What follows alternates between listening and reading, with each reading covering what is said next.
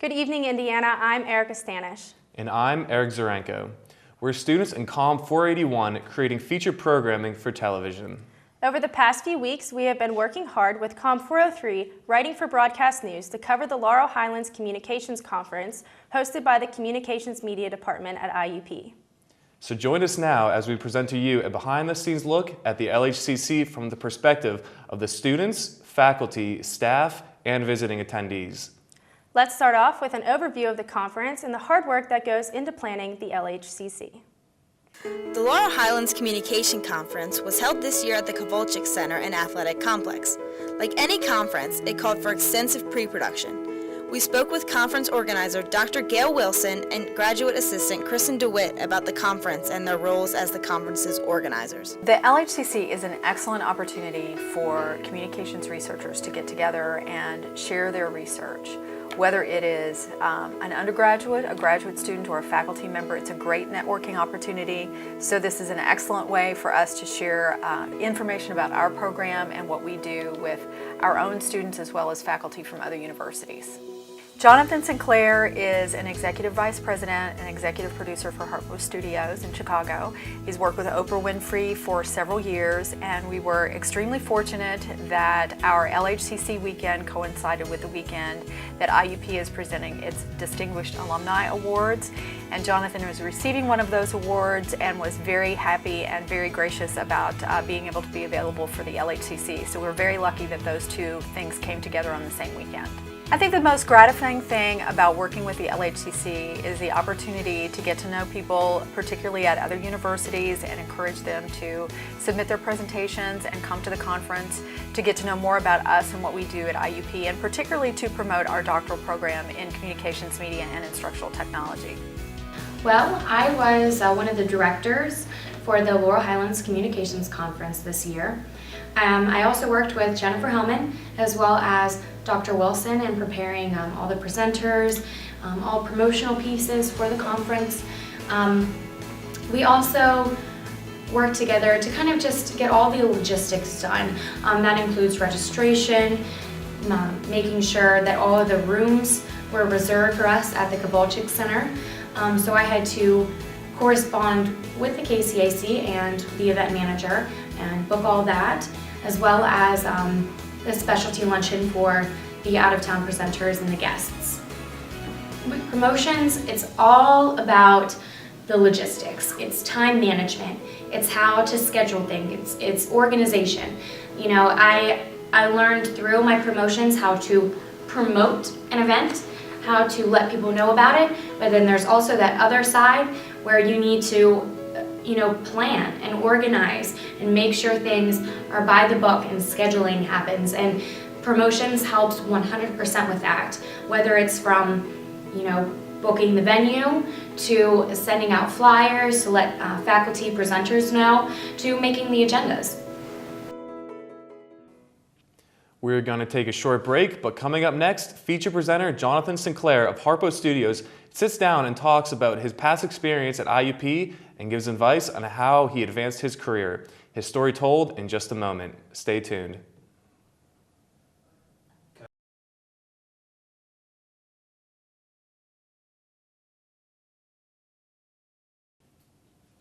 Welcome back to the LHCC feature show. IUP Communications Media Professor Dr. Mary Beth Liedman presented 3 presentations at the LHCC April 10th and 11th. The presentations are in addition to teaching a full course load and writing a book. Liedman chose to do most of her research about television because it bridges all the worlds. Bridges the world of high culture and popular culture. And it also has the biggest impact of any of the media today. Therefore, almost everything that I do has something to do with television. That does not negate other types of media such as radio, which I love, but television today still gets the biggest audience, and therefore I'm most interested in it because it has the biggest connection with the popular culture. Liedman's first presentation revolves around how reality television is developing and how it compares to documentaries. In accordance with the 50th anniversary of the assassination of President John F. Kennedy, Liedman's next presentation is about how Kennedy is an American icon, very much like a religious icon. The final presentation is about how the character roles in CBS's The Big Bang Theory and are very similar to the roles found in traditional family setup. But Liebman said that all of the work is worth it because it shows students the connection between the academia and the real world. It's really important for faculty at IUP to show students at IUP what types of research they are involved in and what kind of work they're doing outside the classroom so that they understand that what's happening inside the classroom is connected to both the academic and to the real world. Liebman says the LHCC is an important event at IUP each year.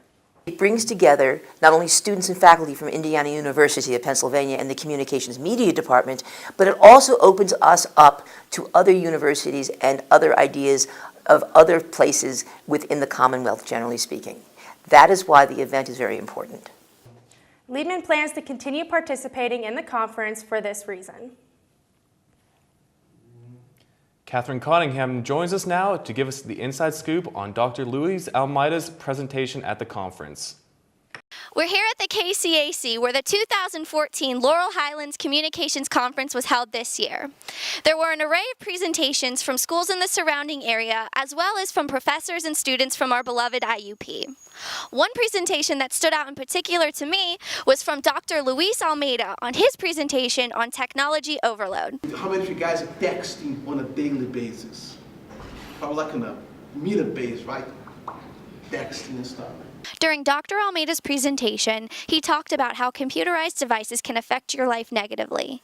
Though we attended his presentation, we also got an up-close and personal interview where he elaborated more on the subject. The presentation is an attempt to investigate a conceptualization of one of the Marshall McLuhan's concepts, the concept of numbness, where he hypothesized that the society was numb to the effects of technology. He also talked about ways to prevent what he calls techno-stress.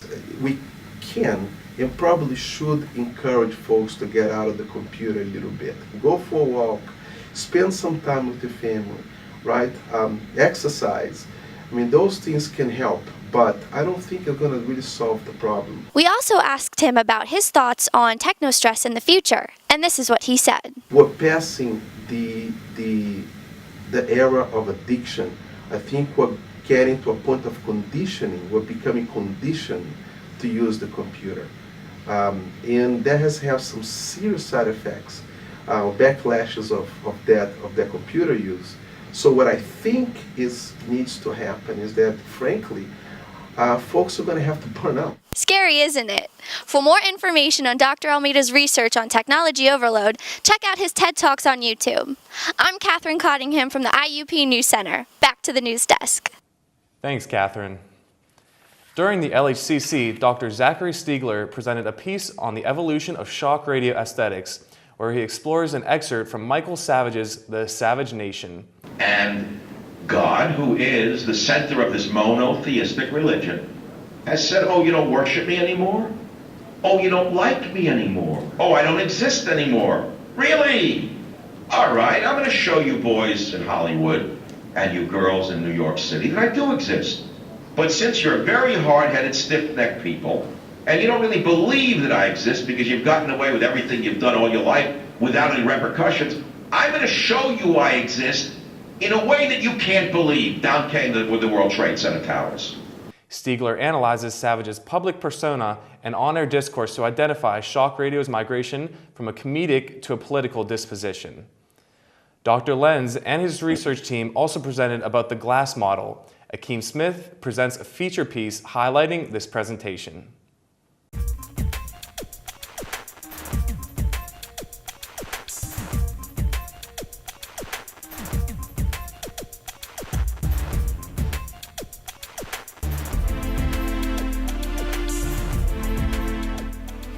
Next, a panel of 7 individuals presented their research development of a new game model, GLASS, which is Game, Learners, and Story Sequence. For those who aren't familiar, Virtual Worlds provides a platform for students to be responsible for their own learning. For gamers, a good example would be Sims and Minecraft.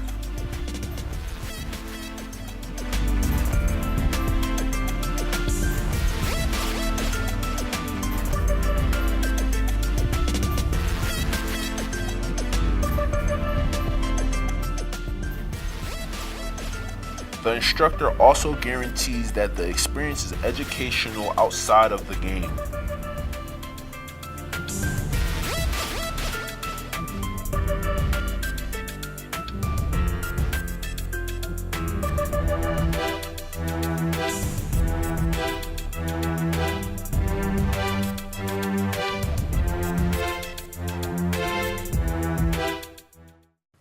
Dr. Mukhtar organized a presentation on rap and social change with the help of a few students.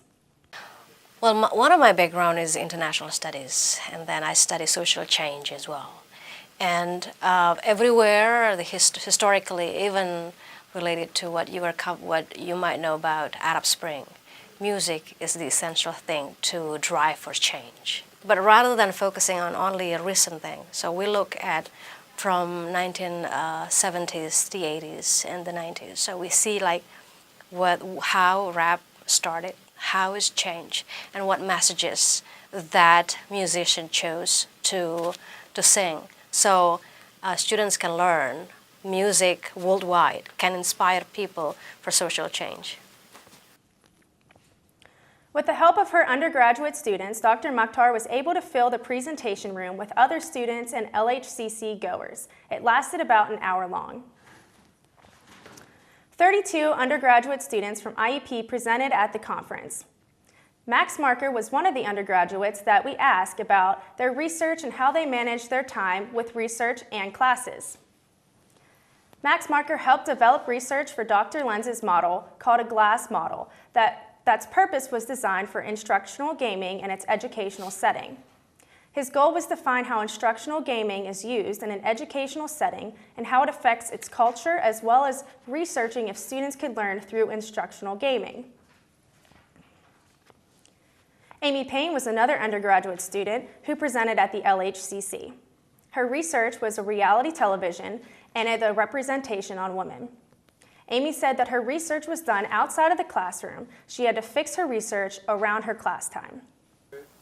In the LHCC, I decided to participate mostly because Dr. Mukhtar was encouraging me, but also because as a scholar, it's important to share your research findings with others in the community and find out what other topics are popular in the field. The LHCC was open to students and faculty members to research and present on topics related to communications media. We're going to take another short break, but when we return, we will have more highlights from the LHCC. Please stay with us.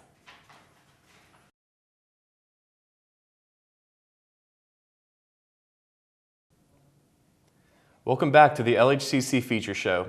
Poster presentations are another way for scholars to showcase their research. The posters are on display for conference attendees to view at leisure. Presenters are then able to interact with attendees and present their research in a more personal manner. Other presenters channeled their interests in activities like fantasy football leagues for their research. Well, parasocial interaction is a one-way relationship between you and a person in the media. So it could be a newscaster, it could be a television character, an athlete. So you get to know things about this person, right? Details about their lives, but they don't know anything about you. They don't even know that you exist. So this is this communication theory.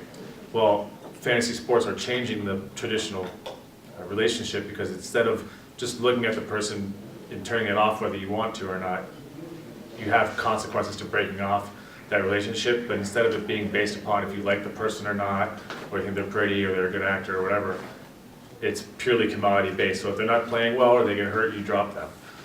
Just another one of the ways for scholars to showcase their work. The poster presentations are a staple of the LHCC and bring students in from various universities. The LHCC is known to bring in students and scholars from multiple universities in Western Pennsylvania region. Robert Morris University has been involved consistently since the conference began in 2009. Professor of Communication at RMU, Ann Jabro, encourages undergraduate students to attend the conference and share their research. Jabro has attended all of the LHCC conferences, presented research, reviewed papers for the conference proceedings, and coordinated students to share their research and others in the communications field. This year, Jabro coordinated 9 RMU students across 2 panel presentations on topics ranging from YouTube to Discovery Channel. Involvement in a conference like the LHCC has its benefits for undergraduate students, not only from IUP, but also other universities. Jacob Simba presented with 2 other students about management and strategic growth in the cable industry with focus on the Discovery Channel, but the research was not the sole purpose for attending the conference. I felt as though coming to this conference would benefit me greatly professionally, both in terms of being able to network as well as to really push myself to have an experience of getting into the communications field and meeting other professionals. Robert Morris has been a proud supporter of the conference since the very beginning, and their professors and students have fully taken advantage of the networking benefits and growth opportunities that the LHCC has to offer. PhD students in the Communications, Media, and Instructional Technology program took full advantage of presenting at the LHCC. Dakota London provides more information on one of those presentations called Social Media Goes Corporate. Thanks, Erica. Dakota London here. I decided to do one of the more interesting topics, social media goes corporate. And there was no one better to speak to than my favorite professor and doctoral student, Brittany Pavlik. Okay, so what's really nice about the doctoral program is that we can use a lot of our assignments for other purposes, like presenting at conferences, publishing papers, and things of that sort. So the LHCC is a really good time for us to all be able to get together and present the ideas that we came up with in our classes over the semester. Okay, so at LHCC, for this particular presentation, what we decided to do was collaborate together, Rana, Joe, Karen, and I, on papers that we did in our corporate communications class. So we got really lucky and we all talked about social media, different aspects of how social media is being incorporated into the corporate world. So I talked about social media use internally, so how companies are communicating with their employees through different social media platforms, and how they're really using social media to break that one-way communication barrier with the actual corporate entity of a company. So what I came to find was that several of the platforms that are popular in the corporate world actually mimic the platforms that we use in real life. So Facebook, Twitter, and things like that. So the ultimate goal of incorporating social media internally is to have a two-way communication between employees and managers, because without the empowerment of employees, you might not have as much employee loyalty, and the fact that employees feel like their voice is heard and feel like they're actually a part of the conversation of how a company is working, that is what empowers them and just raises job performance. Some other things that came out of my presentation were the fact that with this whole advent of social media and using it internally, what we really need to do are train our students to use social media professionally. So rather than being at work and posting on internal social media pictures of your cats and your kids and what you ate for dinner last night, keeping it professional and making sure that the only use of social media in work is for work. I was really happy to be able to work with Joe, Karen, and Rana on this project because corporate communication is nothing I've really immersed myself in, but being able to collaborate together and share our ideas and talk about something other than video production, which is typically what I focus on, was really, really nice. And the LHCC was just the perfect outlet to be able to do that. Thanks, Dakota. Akeem Smith joins us again for another presentation called Teaching Public Speaking. Hi, I'm Akeem Smith. I'm reporting outside the KCAC at the annual Laurel Highlands Communications Conference. So let's head in and check out some presentations.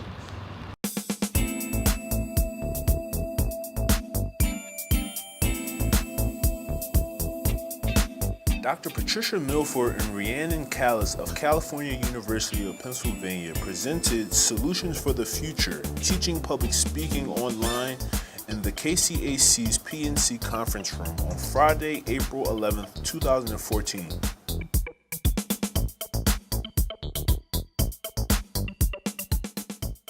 During the presentation, Dr. Milford showed participants the class page and highlighted the course syllabus.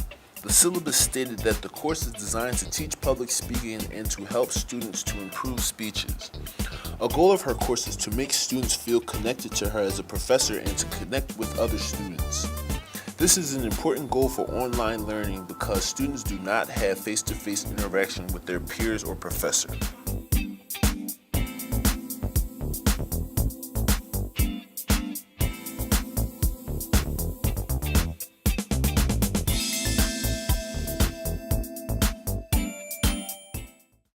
Thanks, Akeem. We are going to take a short break, but stay tuned for Jonathan Sinclair's feature story.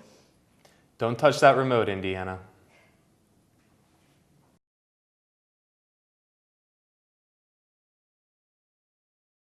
Welcome back to the LHCC feature show. The LHCC consisted of many speakers, such as IUP professors, graduates from other universities, and the keynote speaker, Jonathan Sinclair, who is the supervising producer for Oprah's Harpo Productions, but also an alumni of IUP. I had the chance to sit down with Mr. Sinclair to talk about his past at IUP and his current career path. But each year that I spent there, I felt like I was growing. I came in at one position, and then I was a promo producer, and then I ended up running that department, and then I ended up doing special projects. It kept evolving, and it was great to be at a place where excellence really was the bar.